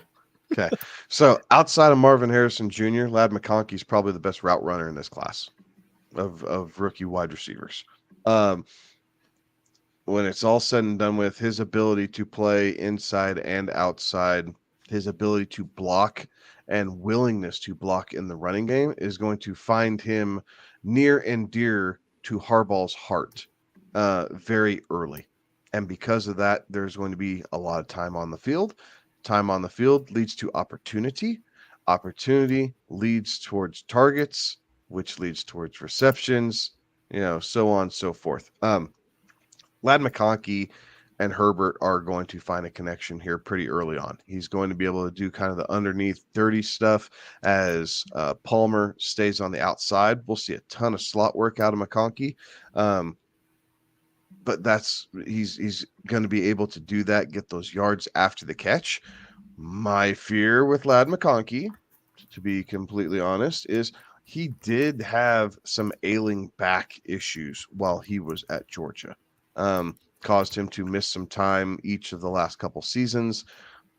I am hoping that this gets remedied and NFL trainers are able to kind of put him in the right strength and conditioning class or regiment to really work on that back and make sure it's ready to go to absorb NFL type punishment. Otherwise, he's going to be missing some time, but we don't project injuries here. So that being said, at wide receiver 45, there is built-in value with Ladd McConkey. I think it's somewhere around, I don't know that if it's because of how this offense is going to be run, right? And we've all said it. We expect it to be a pretty run-heavy offense, big on play action, that type of thing, without projecting McConkey to have like 9 or 10 touchdowns as a rookie and something kind of astronomical. I think there's value here, but I don't know if it's a ton because of the lack of passing work. Like I'm thinking wide receiver probably 32 through 38 is kind of where I'm thinking Ladd McConkey is going to end up shaking out. So again, not a ton of value. I think he's going to see a lot of work, but I don't know that that's going to translate to fantasy points necessarily, because a lot of work for the Chargers is not necessarily a lot of work for other NFL teams. He gets a pretty favorable, I should say, schedule to start off, right up to week 4 when he gets smacked with Kansas City. But we all know Kansas City defenses the first half of the season is not the same as Kansas City defenses the second half of the season. For whatever reason, they are sieve the first half of the season in Kansas City, and then they figure it out and win a Super Bowl. I don't know. I tend to believe you, Kevin. I have to believe you that he's going to be the guy there. But the guy in LA for the Chargers is going to be different than the guy in Kansas City, right? Like it is different. It's just different because those are completely different offenses with different play callers. So I'm a little nervous just based on the offense, the fact that he is a rookie. You've probably sold me on the fact that I would be comfortable taking him at 93. There's a guy who is going actually these next 3 are really, including McConkey, and I think it's worth having a larger conversation about all 3 of them. So I'll save the question for when we get through the next 2. But I wonder if we're going to be, grasping straws at my guys at that point. I think Ladd McConkey's numbers could very much match what Cortland Sutton's numbers are. Oh, and we are going to perceive those numbers completely differently. Yeah, yes, we will. Yes, we will. But I think when you just look at the raw data, right, without diving into it, 90 targets, 65 grabs, around 700 yards, 6 touchdowns. I mean, no, that's fair. That's not a bad rookie campaign, right? Pretty damn good, if you ask me. Hey, your rookie's going to be doing this. Okay, like I can get behind that. Oh, by the way, it's exactly what Cortland Sutton did. Oh, screw that guy. He's terrible. I'm just saying, like, it will be interesting to see back at the end, when we get to the end of this season, if we remember, like, to go back and look at this. Like, let's compare the numbers and see how close they actually are, because I do think they could be pretty similar, and we will look at those numbers completely differently. Fair enough. Definitely the perception is reality standpoint there. So I really don't have really anything to add. So we'll if there's no other thoughts, we'll move on to the next guy. And we're in this string of rookies, right? So it's shiny new toys. That's what I think has inflated some of this, because I don't necessarily know that any of these next 3, including Ladd McConkey, we'll just go ahead and say the names so that I'm not confusing anybody. But it's Ladd McConkey, Keon Coleman, and Romeo Doss. And like, I'll ask the question now before I forget it, because I think it's a fun topic and a decent discussion. Which of these 3 has the best rookie year? Statistically, who finishes the best, the highest wide receiver in terms of fantasy? Between those 3? Those 3, yeah. Coin flip it for me between Keon and Ladd, just because of how the offensives are likely going to shake out. So expand it just a little bit because Xavier Worthy, like, sure, yeah, you're right. just because he's right there at the end of what we're talking too. about too, right? So Yeah, you have yeah. Worthy, Adunze, Coleman, McConkey, and they're all kind of going right there around each other, and it's this four year completely different situations that they're going into. This year it's McConkey. Okay. Next year it's going to be Coleman, and from there on out it's going to be Adunze. Like, I'll call my shot right now. I agree. This year, I think I agree with that. McConkey, sophomore season, Coleman. From your third season on out, Adunze. Cosign. I like it. I like the thought. I like that. I do like that. And I just think that we're going to get to a point, though, where it's at this point in the draft, right, where we're looking right now, when you reach this point in the draft, we are in the 7th, 8th round at this point, 8th, 9th round. At pick 80, you are it's gonna be a case of my guy, right? Like, that's really what it boils down to with these rookies. This is a case of draft your running back and then you wait and pick up Myers in the 10th. Right. That's what this is. Wait on. Yes. Yes. This is not fall victim to the shiny new toy, right? I'm passing on all these guys. Yeah. I will grab a running back because I know I'm going to go wide receiver early, figure out where the running backs go. I'm going running back in the 8th in most cases. Yeah. We'll see how it shakes out. And then I'll grab Jacoby in the 9th or 10th, depending on where I'm at in the draft. And boom, I've already, my ceiling is already higher than any of these rookies that we just talked about. The Good Old Boys League is going to be very interesting come rounds 8, 9, 10. It's gonna be a very interesting league this year. Well, we got IDPs, we got a super flex. Like, ours are always pressed and it changes around. And we got Craig taking 9 defensive players. Right. Yep. Right. All right. Let's go ahead and hit up the next guy on the list. Keenan Coleman, rookie out of Florida State, heading to Buffalo. Thoughts on Keenan Coleman? I hope this kid does well because I think he interviews well.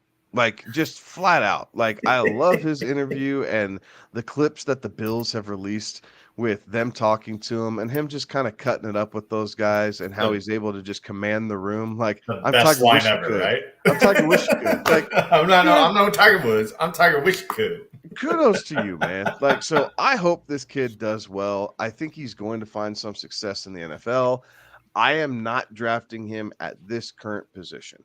I am actually going to be looking at a player ahead of him, so we'll get to him shortly, or I'm going to pass, look at running back, and then draft a Jacoby Meyers, Romeo Doss type, later on, where I think I'm going to get equivalent value at a discount. So this season, I'm not buying the Coleman hype, only because I want to see how Joe Brady's going to make this work in Buffalo.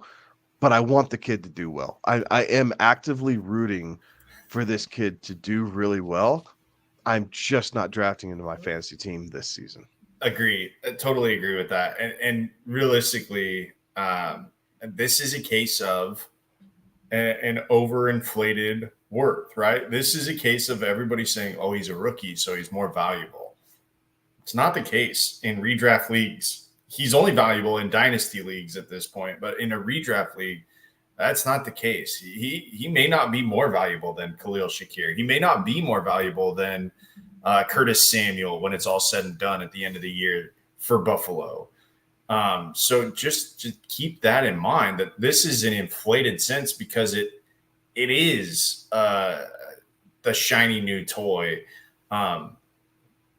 I don't know that he finishes ahead of Kahlil Shakir there in Buffalo. He maybe in one of the categories, but like, I agree with you, Kevin. I want him to do well just because he's a likable dude, but I think I will also not be drafting him.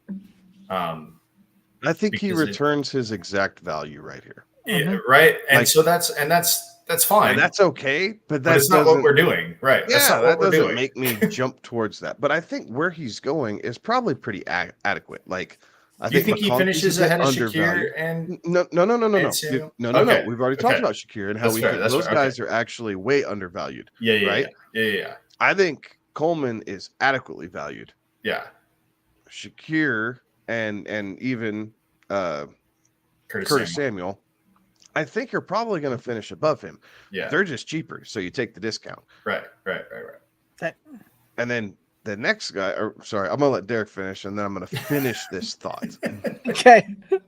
So I like Keon Coleman. I just don't necessarily like where he's coming off the board. Very similar to what you guys have said. There's a lot to like, right? Like he's got the big body X receiver frame. He can play outside. From a guy that had a great rookie season last year and Jaden Reed, Keon Coleman outperformed Jaden Reed when they were both together at Michigan State, right? Like there's a lot of things to like about this kid, even outside of the the interviews and what's being able to cut it up there. I think this is one of those that he's going to necessarily struggle a bit, adapting early on. This is going to want to be one of those that I think we potentially see him, maybe start to have flashes through the second half of the season here. And that's where I think there's some excitement on this as well. But this is a guy that, I think was going to struggle to get separation early on in the season. And, once that part of the game started to be figured out at this level, I think that we'll see him have flashes down the stretch. But right off the bat, I think that we're going to see some rookie learning curves on that one. And at that point will not be on my draft board. Alrighty, I'm waiting for the thought there. So next up, Derek. Go to the next guy. Next up, we've got Romeo Odunze, the rookie, headed to the Chicago Bears. Thoughts on Romeo Odunze? Overdrafted, right? So McConkey's undervalued. Coleman's right at value. Odunze overvalued. There's no way the third wide receiver on the Chicago Bears with a rookie quarterback is going to finish at wide receiver 43. Not a snowball's chance in the sunshine, y'all. Like it just ain't going to happen. So at this price tag, I am completely staying away. And remember, in 3 years' time, we're going to be talking about this guy as the cream of the crop for non-Marvin Harrison Jr. wide receivers. But for this season, which is what we're talking about, hear me, this season, he is overvalued. He is not going to finish at wide receiver 43. He is one of the few guys on this list, really kind of the only guy on this list that I have been adamant on. He is overvalued. A lot of these guys we felt like were undervalued. There's a path there to get inside the top 40, top 30. Yes, there's a path for Odunze, but Keenan Allen, DJ Moore, you have Cole Kmet, you have Gerald Everett, you have DeAndre Swift, you have Roshan Johnson, you have Khalil Herbert, you have like so many things that you have in Buffalo. They went from not having really any weapons at the skill position to just having an abundance of them. Caleb Williams is coming into his rookie season. I do not think he's going to be able to feed all those mouths adequately. That is a skill set that he is going to have to learn how to handle in the NFL. But who knows how to make sure they get fed adequately? Veteran receivers like Keenan Allen and DJ Moore. They're going to be chirping in his ear. Odunze is going to be following, right? Like he's going to be trying to pick up those nuggets from those guys and learn from them, which is a great guys to learn from, but overvalued. I am not touching Odunze this season. Agreed. I really like Odunze in dynasty formats, but when it comes to redraft, I'm right there with you. I'm just kind of out on that one. There's other guys in that range I'd rather go with. And, again, this is one of those that's very kind of similar looking forward as to what we were looking at last year with JSN in Seattle and coming in behind a couple of veteran wide receivers that have a lot of ability to produce. So again, this is one of those that I'm I'm not looking to add Romeo Doss at this draft capital. Any other thoughts? Alrighty, let's head over to Christian Watson. And Christian Watson coming off the board at the wide receiver 42 currently. And Christian Watson coming into the third season here, where last season he had 53 targets, 28 receptions, 422 yards, and 5 touchdowns. Thoughts on Christian Watson? I am buying the hype that he found how to remedy his hamstring issues by kind of strengthening his legs adequately, and even out where the strength was coming from in his legs. I am buying that. I have been down on Christian Watson since draft day. Like, this is not just rinse and repeat for me. And you can ask Alex. We've gotten into numerous arguments about my feelings on Christian Watson. I've been down on him his rookie year and his sophomore year.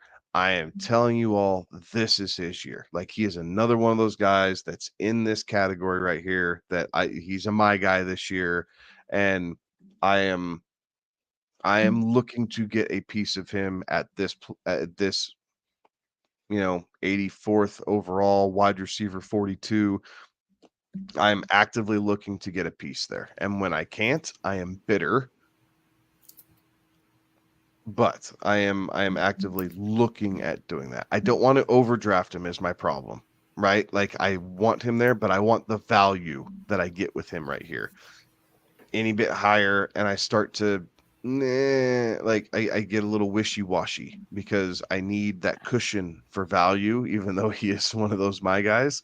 So I don't want to take him at 70 or 75 overall. I want him at 84 overall, and to be able to do that. So I like Watson a lot. I think he's going to have a really good season here for the Green Bay Packers. I think he is, probably going to take away some of those touchdowns that Dobbs had, right? We talked about him earlier and everything else, but I think some of those are going to go Watson's way. He's more of the true deep threat guy at 6'4". He's going to be able to high point the ball. We saw some of that last year when healthy, that he's able to do some of those things. So if he truly is able to remedy the hamstring situation and stay on the field, I think this guy has a super high ceiling. That if anybody on the Packers is going to outdo Dobbs on all 3 categories, this would be the guy who would lead in all 3 categories. Not Reed, but Watson. You're fair in your assessment of Watson, because he hasn't proven that he can play a full season yet, right? Like, he has not proven that. And I mean, I got to see what he could do in college, up close and personal. And I thought that he was a steal of a draft pick in the second round. Pounding the table, he should have been a first rounder when he went. Turns out Green Bay probably got away with one by taking him when they did. But 9 games last year, 5 touchdowns. Like, 5 touchdowns in 9 games. And I'll even put it one further. In his first year, 14 games, 7 touchdowns. The guy's played in 23 games. He's got 12 touchdowns. In my book, that's a touchdown every other game. So that's pretty darn impressive. And if he can stay healthy, if he has, as you've mentioned, Kevin, and we've talked about it on this podcast before, the science behind him trying to stay healthy and figuring out this soft tissue issue and, keeping that hamstring healthy. If he has figured that out and can play a full 17-game season, and he's still scoring touchdowns at that clip, like, that puts you in wide receiver 2 territory just on touchdowns alone, right? Just on 9-10 touchdowns, that gets you there. And then let's add into that the yards that come with the fact that he is blazing fast, that he can get behind defense. So you get free yards that way, right? Because it's just a chuck and duck for Jordan Love and have Watson run underneath it. So you get those yards. They're not hard yards, right? They're not yards after contact yards. So yeah, like, everything is there for Christian Watson to be the guy in Green Bay. But yet we just got done talking about earlier in this episode how Romeo Doss is probably the guy in Green Bay, right? Like, so I'm conflicted with it because I have been burned by Christian Watson. I put him on my roster a couple times, didn't get the full effect out of him. Am I willing to go back to that well? Personally, I don't know. I'm still conflicted on it. I do think that he can play a full season, and if he does, he's going to be a nightmare for defenses. I'm just not sure if I'm willing to play that, will he or won't he play game. This year's Nico Collins. Yeah. Yes. That is a great comparative there. Like that is perfect. And like, is that the stress you want when you're trying to figure out your roster, on Sunday morning or Thursday evening, as it turns out now? Right. Yeah, there's lots of really good things to like about Christian Watson, and I'm more in the Kevin side of this one than with Alex of not knowing where that one kind of is. If Christian Watson's there for me around pick 84, it's smash yes, move on. In weeks 5 through 13 last season, when he was healthy, when he was playing, led the team in target share, led the team in air yard share, led the team in end zone targets, led the team on first read share. So like when he's on the field, there's obvious chemistry between Jordan Love and other receivers on this roster, but when he's on the field, like that's the first read. That's where Jordan Love throws the ball to, and he's a big body receiver that they target in the end zone as well. So not only does he have blazing fast speed that he can get behind defenses, create a big play, but he's also the guy that when they get in there, he's the guy that they look for when it is red zone time and end zone target time. And so, for all of that, I think that this is a deal that, the ceiling play on this, the ceiling play on Christian Watson is wide receiver, top 12 wide receiver this season. Like there is absolutely the ability for him to put up numbers inside and finish in wide receiver one territory. The question is right, we haven't seen him stay healthy. We haven't seen that play that full season out there. There's lots of mouths to feed and lots of things going on in Green Bay. But this is one of those that you're drafting a guy as the 42nd wide receiver off the board in wide receiver 4 territory. I think this is a guy that easily returns value inside wide receiver 2. So I am very much in on Christian Watson. Any other thoughts on Christian Watson?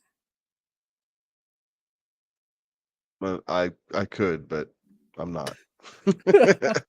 We've had a lot of talk about Watson this year through multiple segments and different things. How it's gotten back to him. I think so too. He's an intriguing player this year. He's very intriguing.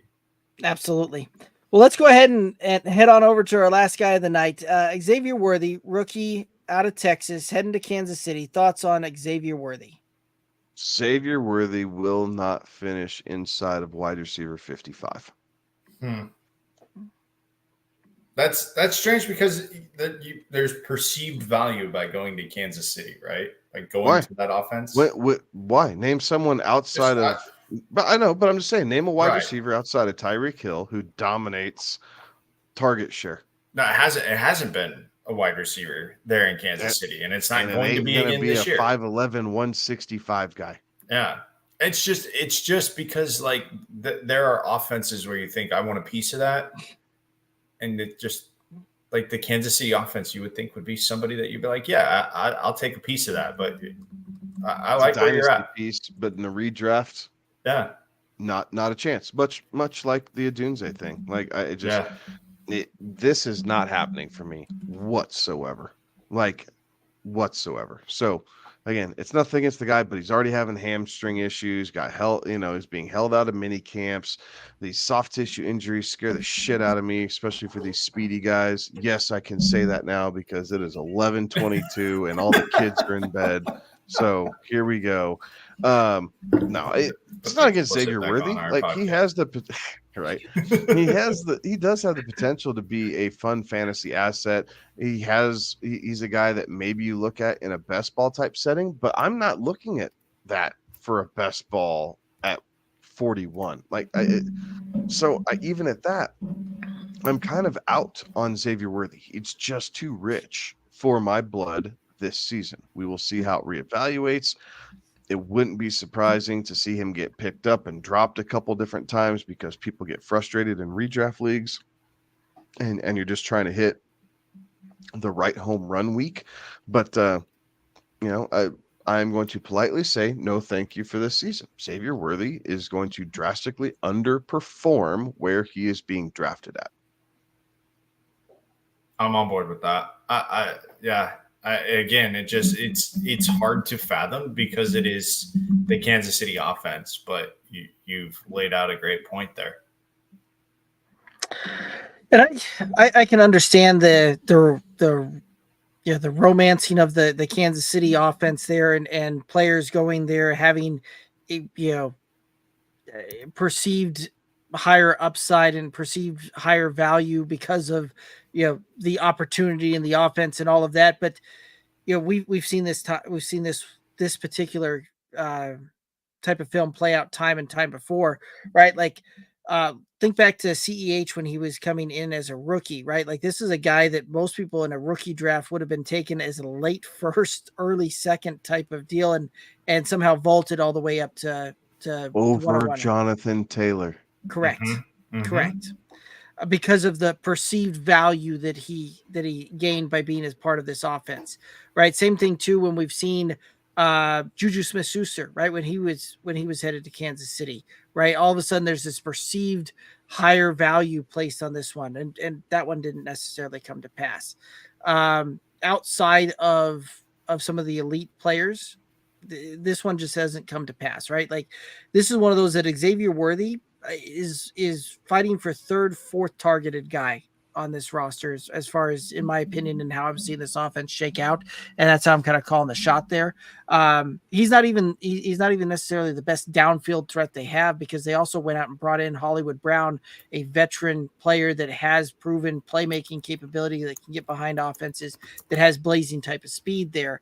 So at this point, I don't know that I want the third or fourth most targeted guy on Kansas City's offense here, because again, that's going to likely be somewhere in the neighborhood of 50, 60 targets when it's all said and done.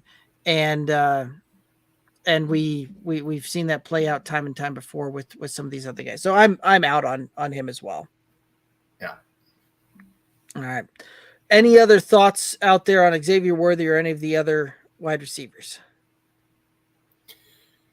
This is that area though, right, where you make your hay, right? I know, Kevin, you were probably about to say that exact same thing, but this is the area where you make your hay. This is where you separate yourself out, right? Because it's easy to make the decision for wide receiver 1 or wide receiver 2. It's the decision you make for wide receiver 4 and 5 that help you gain an advantage over the rest of your league, right? So while you may think, oh, what do I need to know about wide receiver 40 to 60? These guys are going to end up on your rosters, and if you pick the wrong one at the wrong time, you're going to be kicking yourself. Yeah, cosign, right? There's a lot of good value.